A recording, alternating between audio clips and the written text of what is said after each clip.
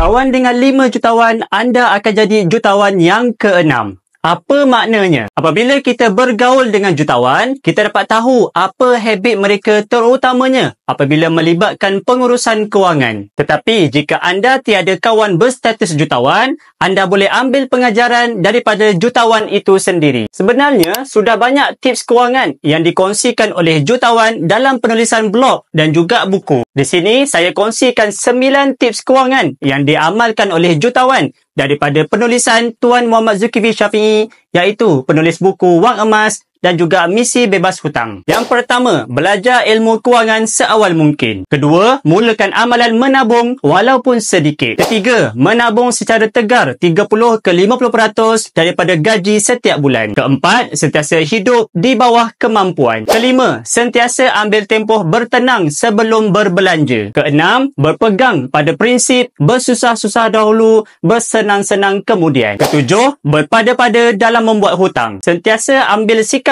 untuk cukupkan tabungan dahulu sebelum membeli. Ke-8, obses untuk kumpul harta dan meletakkan duit di tempat yang selamat yang memberikan pulangan dan juga cash flow yang sederhana sekitar 5 ke 10% setahun seperti ASB, tabung haji, KWSP, hartanah dan juga emas. 9, yang terakhir, jangan sesekali melabur di tempat yang anda tidak ada ilmu tentangnya. Ini adalah prinsip mudah yang diamalkan oleh para jutawan. Kebanyakannya yang mengecam kerana mereka tidak suka dengan ilmu yang betul. Mereka lebih sukakan tips-tips kewangan yang menyedapkan hati yang tidak akan mengubah apa-apa. Semoga ini memberikan anda inspirasi dan jemput follow saya untuk info lanjut tentang emas.